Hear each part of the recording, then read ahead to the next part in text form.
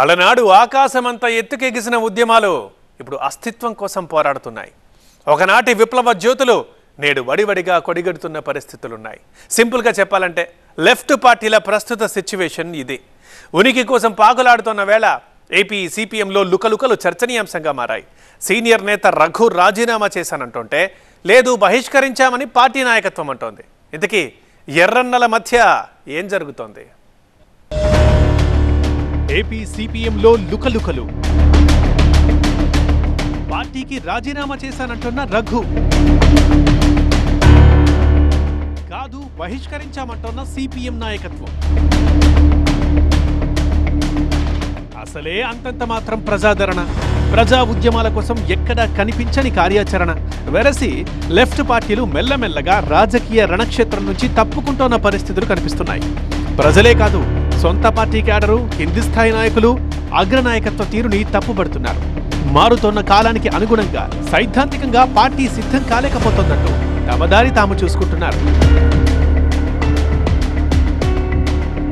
తాజాగా ఏపీ సిపిఎంలో పుట్టిన ముసలమే దీనికి ప్రత్యక్ష ఉదాహరణ. ఆ పార్టీకి చెందిన కృష్ణా జిల్లా సీనియర్ నేత రఘు రాజీనామా అంశం రాజకీయంగా మంటలు పుట్టిస్తోంది. ఇది సిపిఎంలో పెద్ద చిచ్చే పెట్టింది. ఇటీవల సార్వత్రిక ఎన్నికల్లో పార్టీ అనుసరించిన విధానమే దీనికి ప్రధాన కారణమైనట్లు స్పష్టమవుతోంది. తన రాజీనామా గల కారణాలు వివరిస్తూ గత నెల 22న రఘు కృష్ణా జిల్లా సిపిఎం కార్యదర్శి వై నరసింహారావుకి రాజీనామా లేఖ ఇచ్చారు. అయితే తన రాజీనామా లేఖలో రఘు లేవనెత్తిన అంశాలు లెఫ్ట్ పార్టీల ప్రస్తుత పరిస్థితిపై చర్చకు దారితీస్తున్నాయి. రాష్ట్ర పార్టీ సమీక్షలు తూతూ మంత్రంగా జరుగుతున్నాయని, రివిజనిస్ట్ పని విధానం ఎగబాకిందని తన లేఖలో చెప్పారు రఘు. కామ్రేడ్ల పట్ల క్యాడర్కి కూడా నమ్మకం పోయిందని, నాయకులు తమ పదవుల్ని దుర్వినియోగం చేస్తున్నా పార్టీ అధినాయకత్వం పట్టించుకునే పరిస్థితి లేదని ఆవేదన వ్యక్తం చేశారు. సంక్షోభం అంటం కన్నా కూడా ప్రపంచవ్యాప్తంగానే ఈరోజు కమ్యూనిస్ట్ ఉద్యమం తీవ్రమైన ఒడిదుడుకులను ఎదుర్కొంటోంది. చాలా తీవ్రమైన నష్టాల్లో ఉంది. ప్రపంచవ్యాప్తంగానే అనేక ప్రయత్నాలు ఈ కమ్యూనిస్ట్ ఉద్యమాన్ని మళ్ళా తిరిగి పునరుద్ధరింపచేయటానికి ప్రయత్నాలు జరుగుతున్నాయి.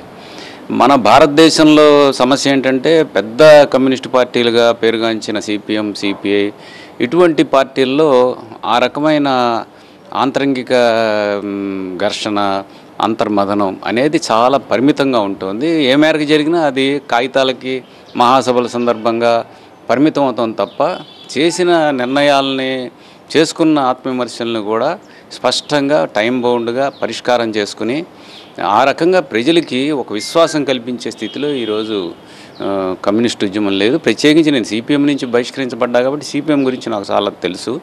సిపిఎంలో అది బాగా కొరవడిపోయింది. దీన్ని దృష్టిలో పెట్టుకుని పార్టీలో చాలామంది మేము అడుగుతూ వచ్చాం.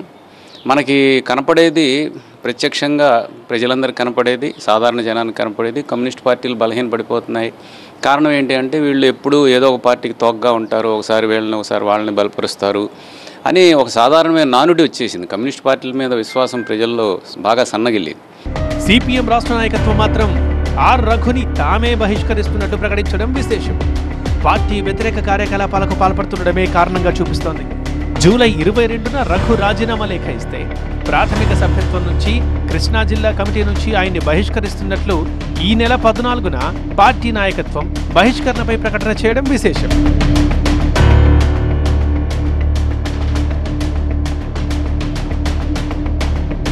అయితే రాష్ట్రంలో ఇటీవల జరిగిన ఎన్నికల్లో పార్టీ అనుసరించిన రాజకీయ విధానం, పొత్తుల నిర్ణయాల్ని రఘు గట్టిగా ప్రశ్నించడమే ఈ రచ్చ కారణమైంది. రాష్ట్రంలో ఏ పార్టీతో పొత్తుకు వెళ్లాలి అనే విషయమై సిపిఎం నాయకత్వం బ్యాలెన్స్ తప్పిందని, రాష్ట్రంలో పార్టీ బలహీనపడటానికి కేంద్ర రాష్ట్ర నాయకత్వాలదే బాధ్యత అని విమర్శలు గుప్పించారు రఘు. ఇవి కేవలం రఘు ప్రశ్నలు మాత్రమే కాదు, లెఫ్ట్ పార్టీల తీరుపై కార్యకర్తలతో పాటు సామాన్య జనంలో కూడా ఇదే చర్చ జరుగుతోంది. సోషలిస్టు భావాలు సోకాల్డ్గా మారిపోవడమే కాదు, నాటి విప్లవ వీరులు ప్రజా పోరాటంలో నేడు నీరసించిపోయినట్లుగా కనపడుతున్నారన్న అభిప్రాయం వ్యక్తమవుతోంది.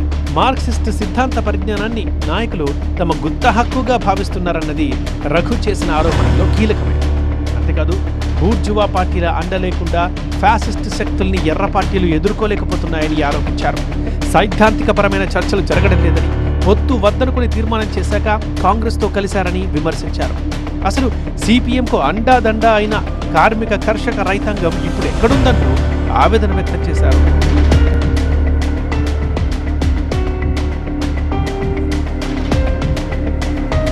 త్వరలోనే మహాసభలు జరగబోతున్న వేళ సిపిఎంలో ఈ రచ్చ పొలిటికల్గా అలజడికి కారణమవుతోంది. గతంలో రాఘవులు, గఫూర్లు కూడా ఇలాగే రాజీనామా చేశారని, అయినా అధినాయకత్వం ఆమోదించలేదని పార్టీలో గుసగుసలు మొదలయ్యాయి. రఘు కూడా ఇప్పుడు ఆ కోవకు చెందిన వ్యక్తేనని, మార్పుల కోసం పట్టుబట్టారని తెలుస్తోంది. వ్యతిరేకులంతా కలిసి సోషల్ న్యూ అనే కొత్త ప్లాట్ఫామ్ ఏర్పాటు చేసుకునేందుకు సిద్ధమవుతున్నారట. మరి సిపిఎంలో మొదలైన ఈ చిచ్చు చల్లారుతుందా లేక చాప కింద నీరులా విస్తరిస్తుందా?